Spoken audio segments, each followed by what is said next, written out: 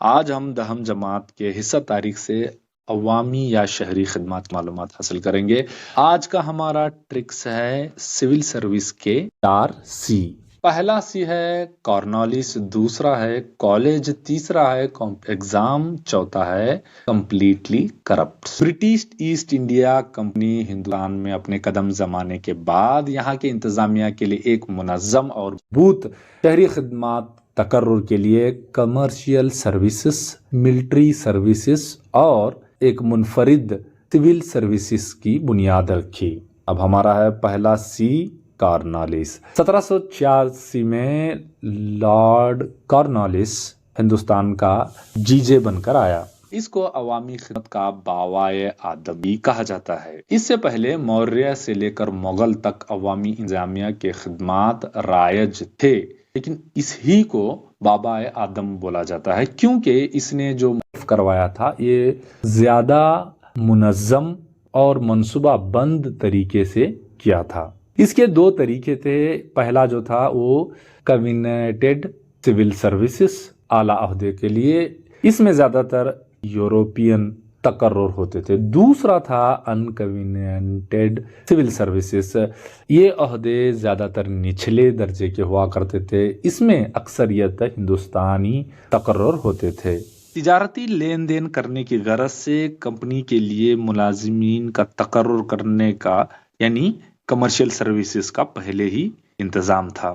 Company کے ملازمین نجی طور پر تجارت کرنے کی پوری اجازت دی گئی تھی۔ اسی موقع کا فائدہ اٹھاتے ہوئے کمپنی کے ملازم کئی غیر قانونی طریقے سے رقم کو جمع کرتے اور رشوت خور بن گئے تھے۔ اس کو روکنے کے لیے برٹش ایسٹ انڈیا کمپنی انگریزی سرکار نے 1773 میں ریگولیٹنگ ایکٹ جاری کیا۔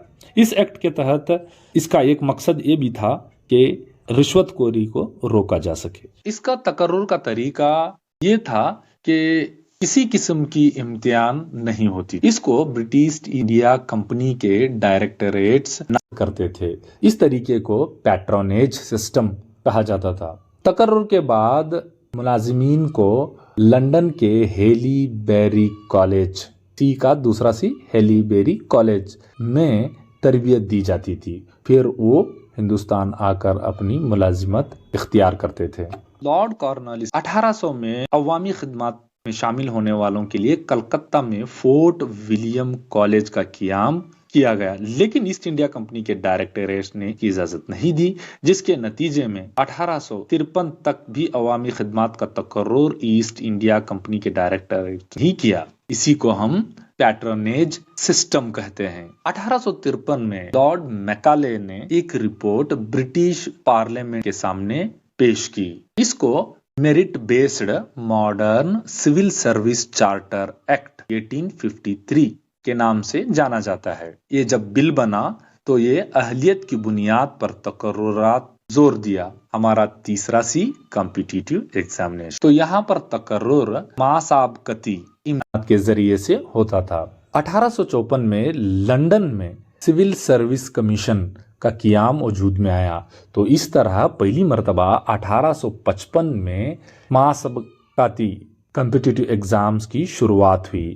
اس کے لیے عمر 18 سے زائد 23 تک تھا اور نصاب زیادہ تر یورپیوں کے معاون تھا اور امتحان کی گاہ لندن شہر تھا۔ اسی کے چلتے 1864 میں پہلے ہندوستانی ستیندر ناتھ ٹاگور اس امتحان میں کامیاب ہونے والے تھے۔ 1922 میں انڈین نیشنل کانگریس کے محنت کی وجہ سے یہ امتحان گاہ ہندوستان میں بھی مراکز قائم کیے گئے، مگر اس کا کچھ خاصا فائدہ ہندوستانیوں کو نہیں ہوا۔ اس کے ساتھ ساتھ انگریز ہندوستانیوں کی اہلیت کو بدگمانی سے دیکھنے لگے اور لارڈ کارنوالیس نے اعلان کیا کہ ہندوستان کا ہر شہری بنیادی طور پر رشوت خور۔ اب ہمارا چوتھا سی کمپلیٹلی کرپٹ، نااہل ہے، اسی لیے اس کے نیچے درجے کے عوامی کام اور پیشے ہندوستانیوں کو دینے کا اعلان کیا گیا۔ 1935 فیڈرل پبلک سروس کمیشن کا قیام وجود میں آیا۔ بعد از اس کا نام UPSC union public service commission میں بدل دیا گیا۔